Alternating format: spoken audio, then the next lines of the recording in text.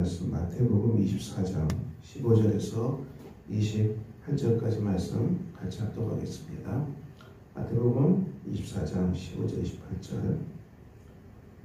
그러므로 너희가 선지자 다니엘이 말한 바 멸망에 가증한 것이 거룩한 곳에 숨은 것을 보거든 그때 유대에 있는 자들은 산으로 도망할지어다.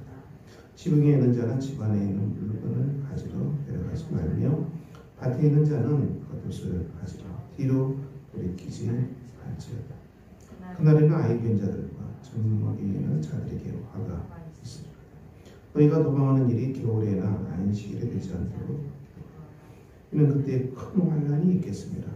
장세로부터 전까지 이런 환난이 없었고 후에도 없으리라. 그 날들을 감하지 아니하셨습니다. 모든 육체가 구원을 얻지 못할 것이다. 그러나 택하신 자들을 위하여 그 날들을 감하시리라. 그때 사람이 너희에게 말하되 보라 그리스도가 여기 있다 혹은 저기 있다 하여도 믿지 말라.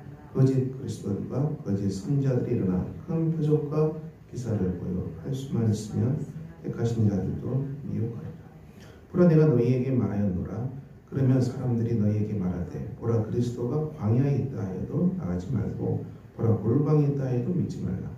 번개가 동편에서 나서 서편에서 번쩍임 같이 인자의 임함도 그러하리라. 죽음이 있는 곳에는 독수리들이 모일 것이니라. 아멘. 오늘 본 말씀 선지자 다니엘이 말한 바 멸망에 가증한 것이 거룩한 곳에 선 것을 보거든. 이것은 그리스도께서 오시기 전에 유대인들이 받을 박해를 미리 말하죠. 이 박해가 일어났지요. 예수님은 너희가 유대에 있는 자들은 산으로 도망하고 지붕에 있는 자는 집안의 물건을 가지러 내려가지 말며 밭에 있는 자는 겉옷을 가지러 뒤로 돌이키지 말라. 산으로 도망하라. 이런 말이 나오죠. 예루살렘이 멸망할 때 피해야 한다는 것을 말씀합니다. 로마에 의해서 예루살렘이 확폐화될 때 로마에 싸우는 것은 죽음이죠. 항복하든지 피하는 게 가장 큰 택할 수 있는 지혜라는 것이죠. 우리가 이 본문 말씀을 오늘에 적용하면 우리가 수많은 환난의 사건들이 일어났는데 우리도 산으로 도망할지어다. 산으로 도망하겠습니까? 우리는 주님께로 갑니다. 하나님께로 갑니다. 하나님은 나의 피난처가 되시니 큰 환난이 일어나고 그리고 풍랑이 일어나고 하나님이 우리를 도우십니다. 우리가 물 가운데 불 가운데 지날지라도 우리 하나님이 지키심으로 우리가 보호함을 받는다고 말씀하셨습니다. 그러므로 우리가 도망가야 될 산은 주님의 품이고 하나님의 품입니다. 기도입니다. 기도하는 것입니다. 그리고 하나님께 예배 드리는 삶입니다.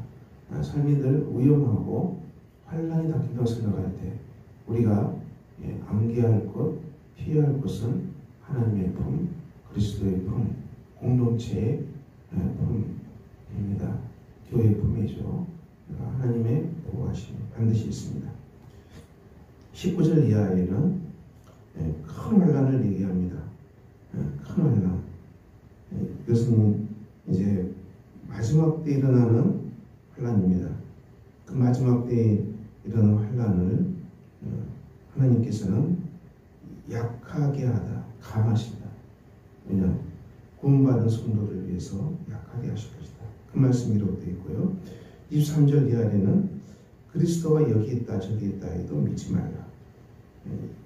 땅에 거짓 메시아, 거짓 그리스도들이 얼마나 많습니까? 내가 예수다. 이런 사람들 정말 많아요. 내가 예수다고 말하고 죽은 사람도 있어요. 예수라 말하고 사람과 똑같이 죽었어요. 그래도 그 종파는 그대로 살아있어요. 참 무서운 일이죠. 그리스도가 그렇게 올 수는 없습니다. 거짓 선지자, 거짓 그리스도들이 굉장히 많습니다. 이 장에 거짓 선지자, 거짓 그리스도들은 대단히 많습니다. 이것은 우리가 이 시대는 포스트 모던 시대이기 때문에 각 방면에서 자기가 옳다고 주장합니다. 학문이 발달하고 이성이 발달하고 과학이 발달하기 때문에 거기에 뛰어난 사람들이 각자 제 목소리를 냅니다. 그럼 어떻게 되겠습니까? 여러분들이 믿음이 있고 신앙이 있는 분들이 정말 뛰어난 경제에 이르러서서 특별히 과학과 철학은 중요하죠. 이 과학과 철학의 세계, 과학은 진화론과 창조론, 이런 주장이 있지만은 우리나라는 창조론이 잘 되기도 한데요. 비극적이죠. 이런 과학계에 정말 뛰어난 사람들은 하나님의 존재를 부정할 수 없다. 이렇게 얘기하죠. 이 철학계는 더 말할 것도 없겠죠. 철학계는 정말 이루 말하죠. 인간이 무엇이냐? 철학계에서 인간은 기계다. 뭐 이런 얘기까지. 인간이 기계다.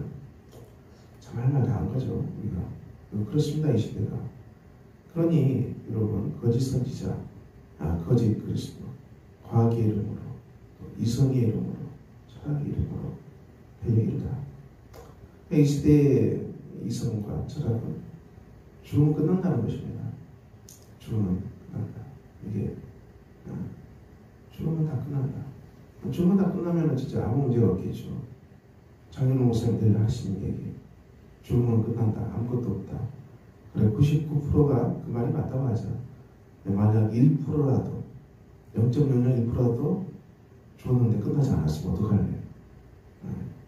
항상 이 말씀하시던데 여러분 우리가 이 땅의 세속 세계 이성의 세계가 너무 강해서 이제는 천국도 믿지 않고 지옥도 믿지 않고 이 땅이 전부라고 살아.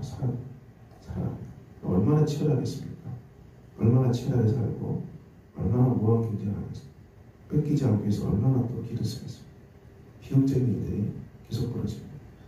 이 거짓 그리스도, 거짓 선지자들이 계속 일어나고 있습니다.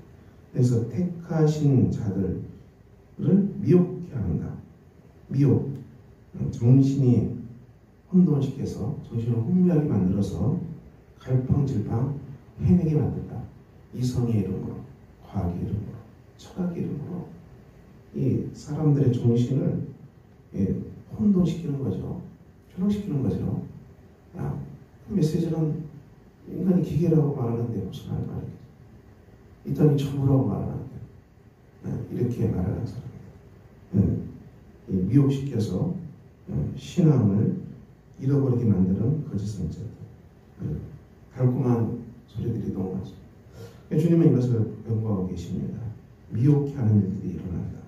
너희가 정신이 헷갈리는 일들이 일어난다.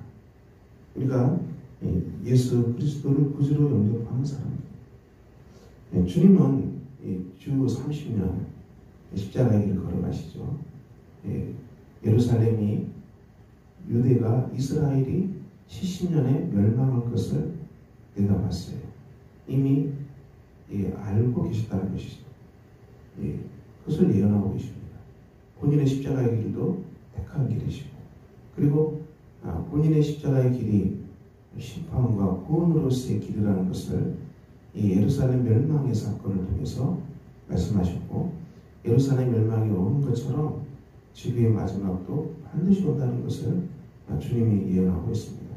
그리고 이 마지막으로 가는 이 시간에 거짓 그리스도, 거짓 선지자들이 많이 일어나서 사람들을 미혹해 하고 믿음을 잃어버리게 하고 그리고 주님을 배반하게 하는 일들이 신앙을 잃어버리는 일들이 많이 일어날 것이다. 이것을 예언하고 계십니다. 주님이 임하시면 무엇입니까? 번개가 동편에서 나서 서편에서 번쩍임 같이 인자의 임함도 그러하리라. 우리가 번개가 번쩍이면 어떻습니까? 번개가 번쩍이면 거의 다 보게 됩니다. 비가 내리고 캄캄한 밤에 번개치면 어떻습니까? 거의 모든 사람이 그 번개를 보잖아요. 그것처럼 주님이 오시는 것은 온 세계가 다 한다는 것입니다. 70억, 80억 되는 인구가 주님이 오신다는 것을 다 보게 된다. 그렇게 오신다는 것을 온 우주의 심판자, 온 우주의 구원을 완성하는 구원주로 오시기 때문에 다 알게 된다는 것입니다. 이렇게 메시아가 오신다는 것입니다. 그러니까 이 땅에서 내가 메시아라는 말은 전부 사입이죠. 사기치는 사람들이죠. 그렇게 오시지 않습니다.